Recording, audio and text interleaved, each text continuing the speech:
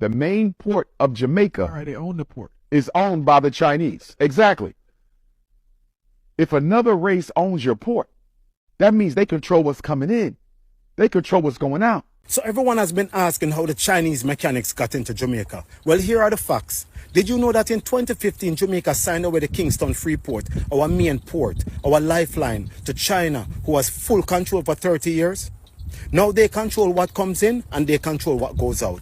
That's why the Chinese mechanics and other companies move the way they want. No one to answer to. No real checks. No oversight. They run the port, they hold the gate. Why do you think it's after the fact Pika stepped in? Because they don't even know what's going on. But somebody know. Because when it comes to these little things, don't think you can think on the same level you were programmed to think on. You have to change your frequency sometimes. And we're standing on the outside of our own house. We can't even act like we never know. Listen, we will never get out of slavery. Because a nation that can't even control its own port is a nation already conquered, just without the chains.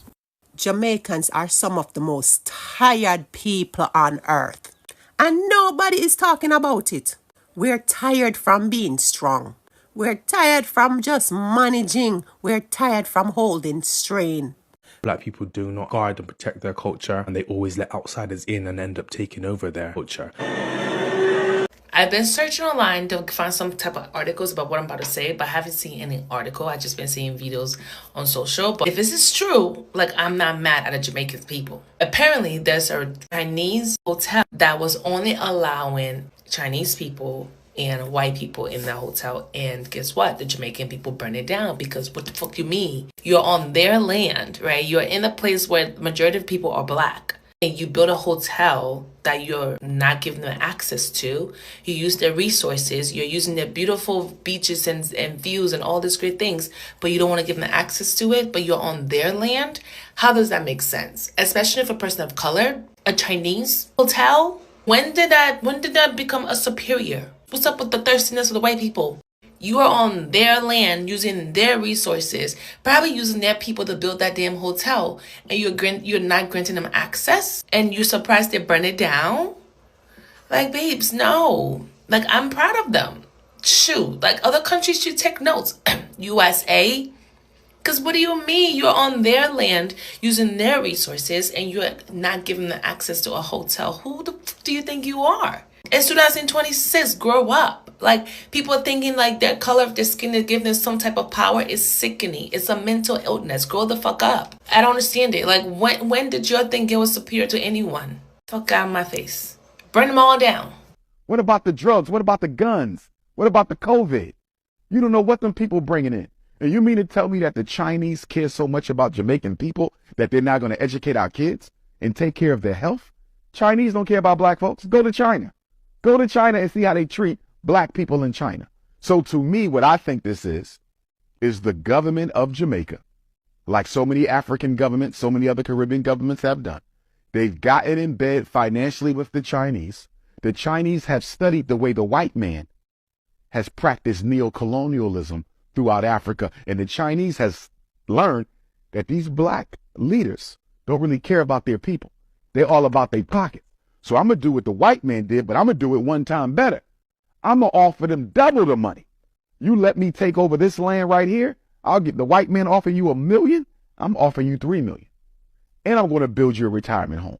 And I'm going to pay for all your kids to go to college in China. You follow what I'm saying? And I'm going to give you a private military. So the Chinese have basically become neocolonialists 2.0. They're outdoing the Europeans. You follow me? And they're giving Caribbean and African leaders offers that they can't refuse. And guess what? When you abdicate on that loan that they give you, because all this is loans. These are not handouts. It's all loans. When you abdicate on the loan in that contract, you have to give them large concessions of land and large concessions of your economy. There's an African country right now. Is it Uganda? There is an African country who defaulted on their loan to the Chinese, and they now own their national airport. I forget which, they own the airport now because they couldn't pay back the loan. The Chinese know what they're doing. From where I grew up and we're small, they teach us to just deal with it.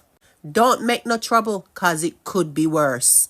So we deal and deal and deal until one day we wake up and don't even recognize ourselves anymore. Some of you not really depressed, you just fed up.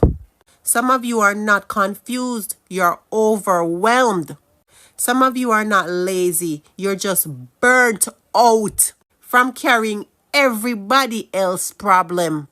You're tired of explaining yourself. You're tired of fixing grown people. You're tired of being the one who always have to understand.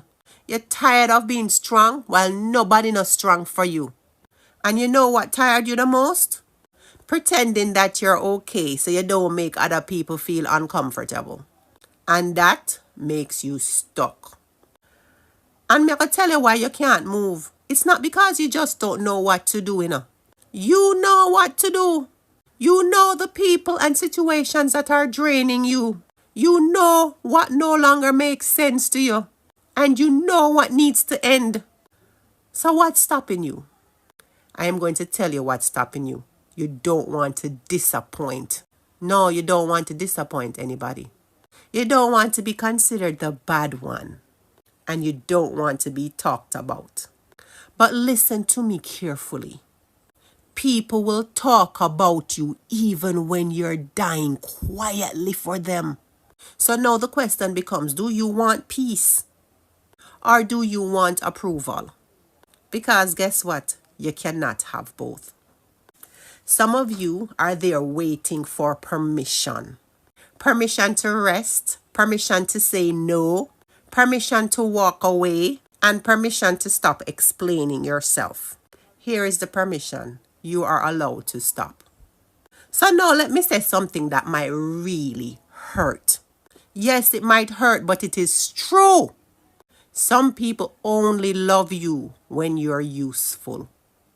You see, when you stop overgiving and when you stop saving everybody and start choosing yourself, you're going to see people change. And that's not your fault.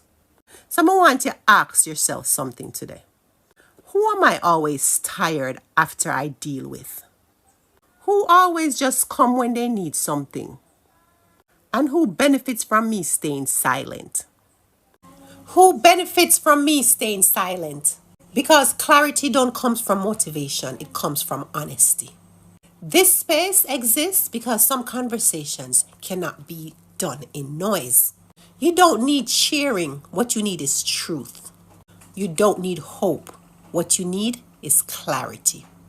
And if you're feeling this in your spirit today, you're waking up.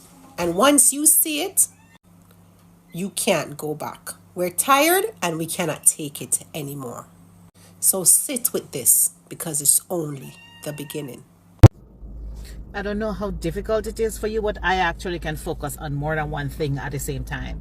I can express my concern for what these black capitalists are doing in the country in which I live. And I can also focus on what is happening with a so-called Chinese takeover in Jamaica. I can focus on those two things at the same time. With that being said, from the discourse that I've seen online, not a lot of Jamaicans are focused on this so-called Chinese takeover. Sure, people whisper, but whenever I speak or when other creators speak out and say, we should have some grace for Haitian refugees who are seeking asylum in Jamaica, and we should have some grace for people who are suffering in Jamaica, and we should be careful of how we are allowing foreign capitalists to come and take over certain industries. It's the same Jamaicans at home who are attacking us. It's the same Jamaicans at home who are telling us to mind our business. I also believe that there are bigger issues at play. And one of those issues is the way in which Jamaicans, especially those at home, have been conditioned that certain things are the way they are and should stay the way they are. It's the way how Jamaicans at home have been conditioned to believe that certain people belong in certain tier.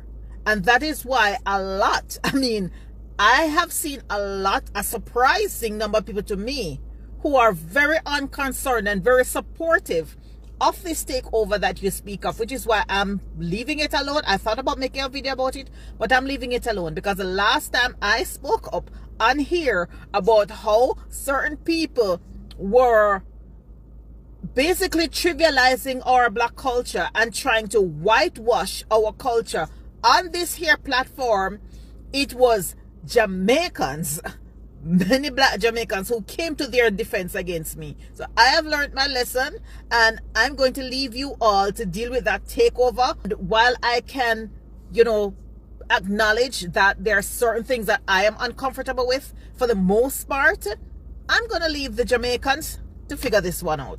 Chinese have this parasitic thing about them. They come into a system and they take over, and they try to control you the way they run their own stuff back home. And Jamaica is not just an isolation. Jamaica is not just an isolated cases. This is cases that are rampant in Africa, where they give you loans with clauses and terms and conditions that they know you can't pay, and return they claim state access.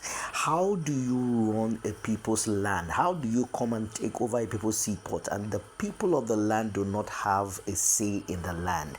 And these are the things that our black leaders, some of the people we put in government, in politics, need to awaken to, because they are mortgaging the destiny of their children and the unborn children when you begin to allow yourself to be recolonized by these people who I consider as neo-colonialists, by through aids, enablement, financial grants, and all that. They run your life. And these are just my intake. And I like one of the things about the Jamaican people. The Jamaican people are saying we are tired of their nonsense. And we had a case where the hotel was burned down because they refused to allow the Jamaicans to enter it in their own land.